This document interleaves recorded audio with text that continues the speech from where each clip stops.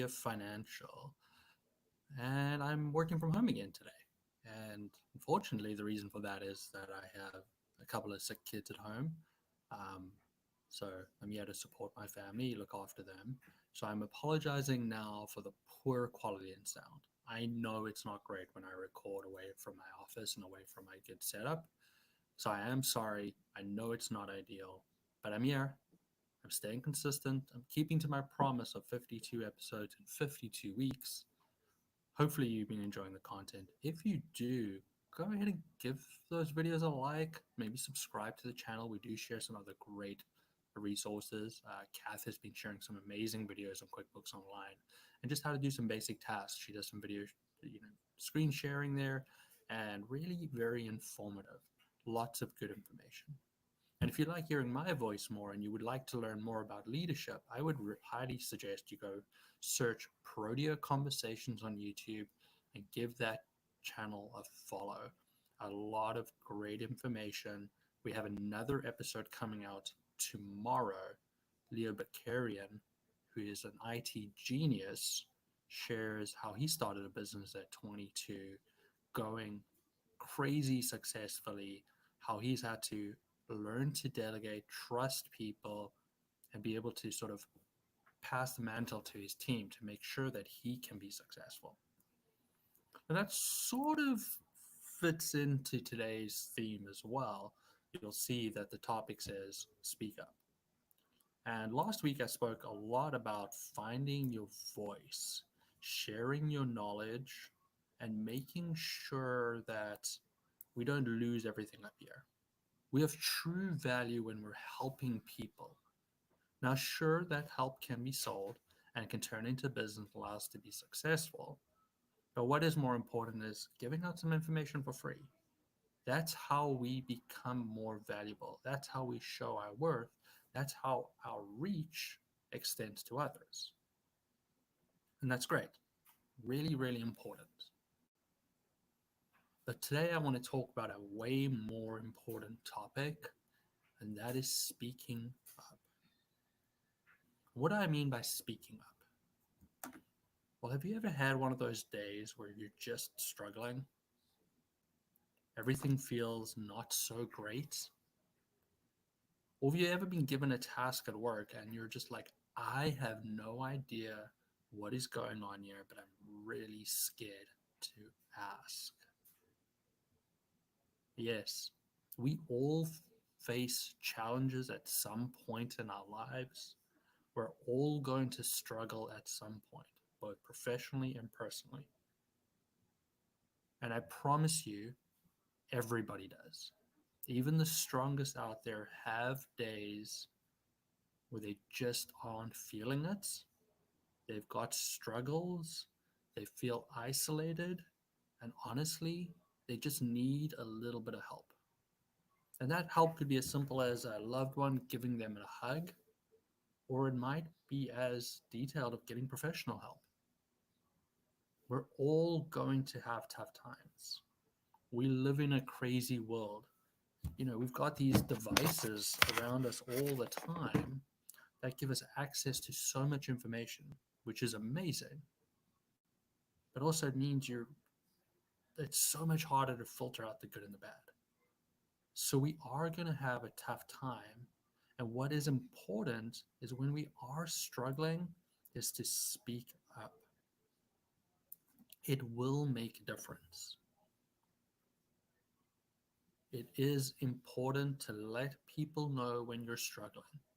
It's not a sign of weakness. It won't affect where your career is going. And if you're in an environment where it will affect your career trajectory, you might need to find a different environment. So I am asking you all, if you're struggling, to speak up. It is a starting point in getting help, and everybody will feel better if they're able to support you. Now, I know that this could be a really tricky topic, especially in the accounting industry, where we've been taught to act, feel, and be robots. And I am that person. I very much keep everything in me, though I have my moments. But I do also have to know when to speak up. But what I do understand more than, hey, maybe I need to speak up more, is that I, as a business owner, do need to create a supportive workplace that allows people to talk up when they're struggling. We need to create an environment that is open to people feel free to be able to speak up and supportive. So when people are struggling, they get the help they need, whatever that looks like. Remember, a happy team is a productive team. And the way to keep your team happy, and I should put it in inverted commas, happy, is feeling supportive. A supportive team, a team that feels safe, is a team that will achieve more because they want to be there and they feel like they are part of a group.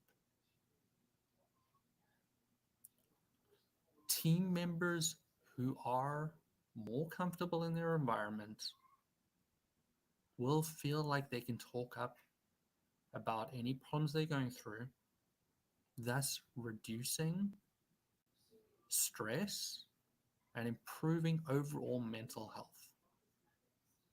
Mental health issues are real, and people do need help from time to time. A supportive and safe team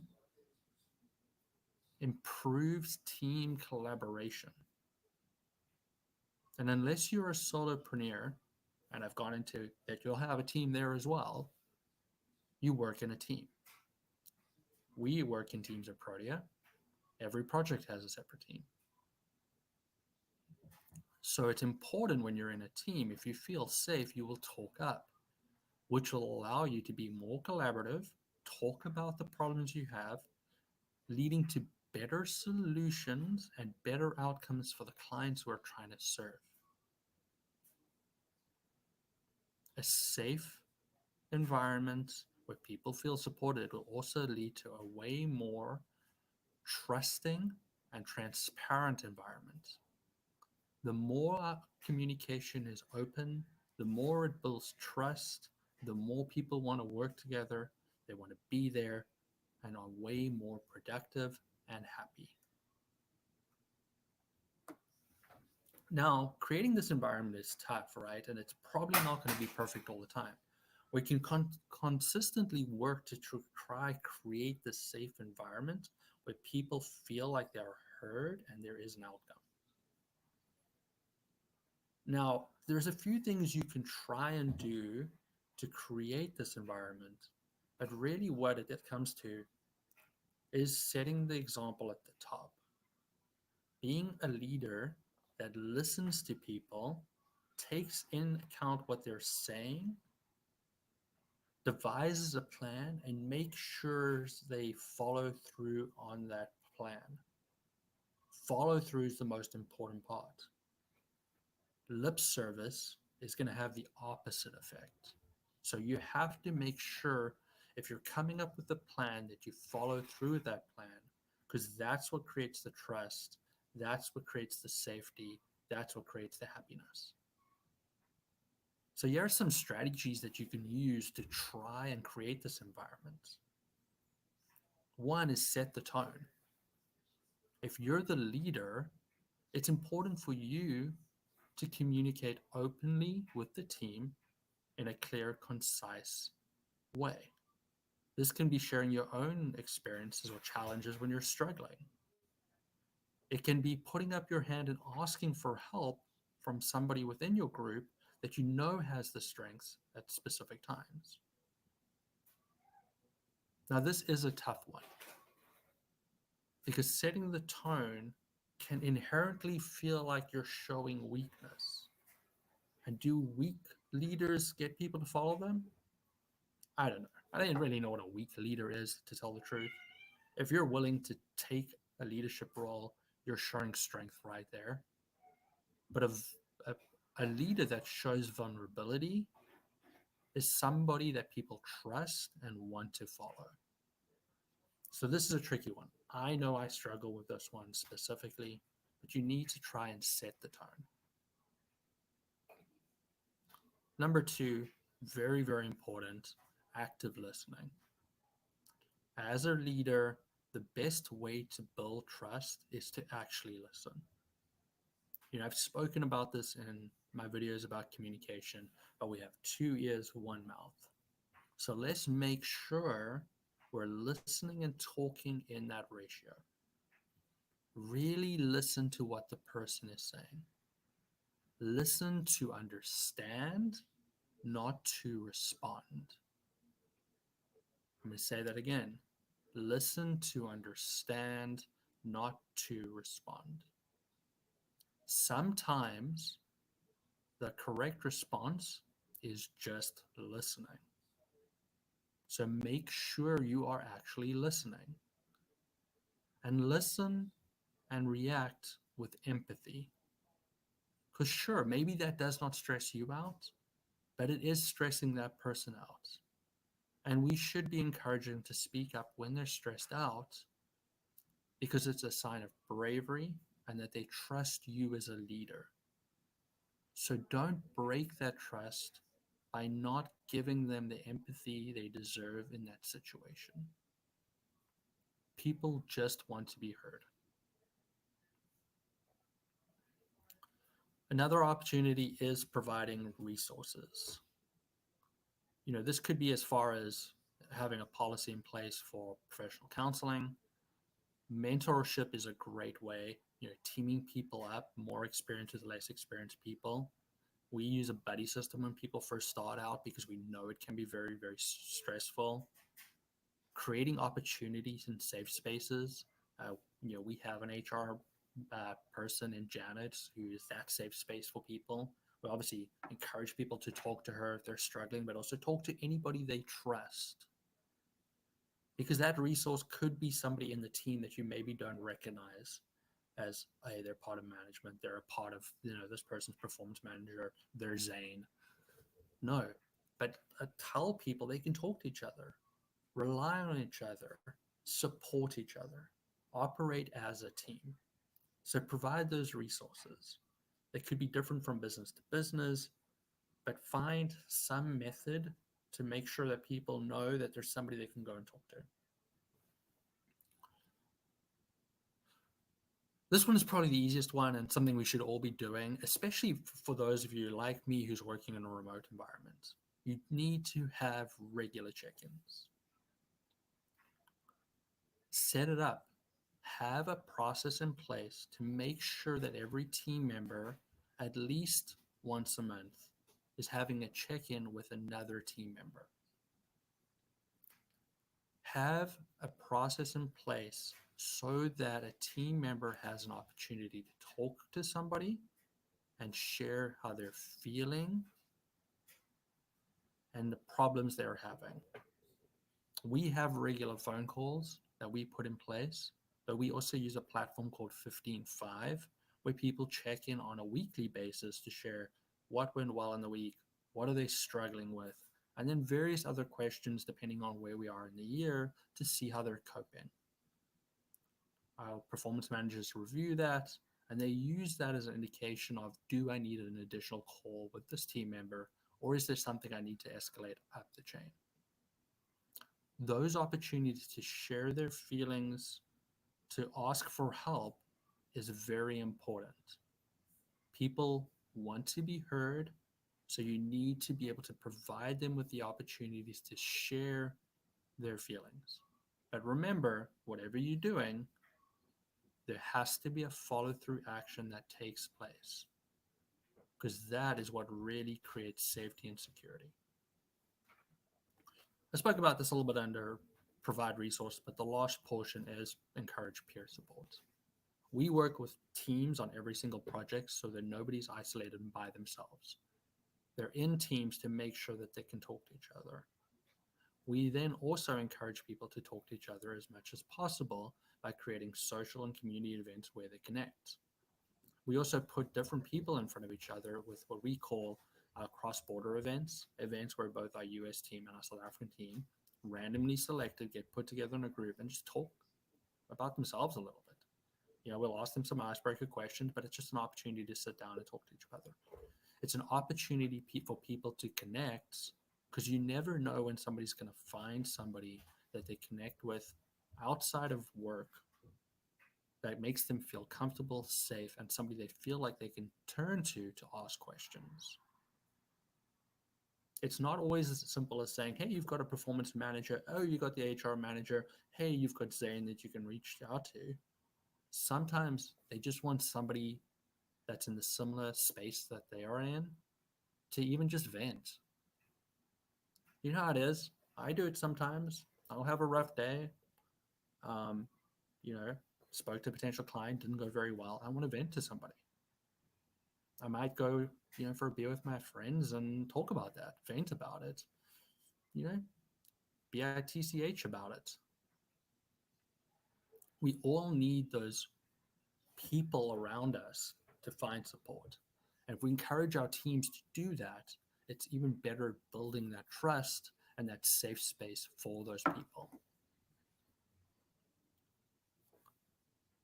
We need to help our team members understand that talking up when they're struggling is important. I am going to try and do better at setting the example. I am going to try and listen actively more often. I got to remember my own words. I'm here to hear and understand rather than hear and respond. It's okay to be vulnerable. Vulnerability is not a weakness, but a means for us to overcome challenges. And sometimes we need to speak up to get the help we need. I do want to really emphasize, though, when we're talking up, I'm not just talking about in the workplace. I want us to normalize being vulnerable in our lives altogether. Now, I know this for a lot of you that are listening could feel a little bit on the woke side, and that's okay. But there is studies out there that shows good diets and exercise are great, but good diets, exercise, and relationships are what really make us healthy. I was just listening, about a study the other day where people who do racket sports tend to live longer than other people that do other sports. And it's not really hard to sort of put together what the difference is there from me going to go run or work out in the gym by myself versus playing tennis with 3 or 4 friends. There's the social side, there's the banter, there's the talking to each other, there's the supporting each other. Go and strengthen relationships at work, in your personal life. Hell, go to your phone today, look for a friend that you haven't spoken to a while, and just send a message. Hey, just thinking about you. I hope you're doing well. If you ever need to talk, I'm there for you. Go do it. You don't know what that person's going through. Maybe they need that help. Normalize in your own life talking up as being acceptable. It will release the stress. It'll make you feel safer, and you will be healthier. Talking up is good for you. I can do this in my own life, and I can try my best to make a good supporting environment where people have better mental health, creates an environment where there's better collaboration, and people feel trusted and are able to be more transparent on how they're feeling. I gave you 6 strategies as a leader to help you create this environment. Those 6 strategies are: set the tone, listen actively, listen to understand, not to respond, provide resources to your team when they need it, have regular check-ins, encourage peer support, and make being vulnerable a strength, not a weakness. We need to look after each other. And more importantly, we need to look after ourselves. And that starts by talking up when we're struggling. Struggling is not a weakness. Asking for help when you're struggling is a strength. Let's normalize being vulnerable. Let's normalize talking up. And let's all be happier together, feel safer, and all work towards the goal of just better mental health, better physical health, and just overall being happier. Yeah, probably should have smiled more in this video to make you guys feel like happiness is what I'm after, but I'm not the greatest smile in the world. I try my best. It's on my goals for this year. Smile more. But let's be vulnerable. Let's talk up. Let's ask for help. We can be successful together. If you are struggling, please, please reach out to somebody. Let them know you're struggling. Have a conversation. You are not alone. There are people that care. And if you really do need it, there is professional help. Go and get it. It is not a sign of weakness. Look after yourself. You mean the world to somebody, and they want you to be happy. Have a great day further. Until next week, be kind.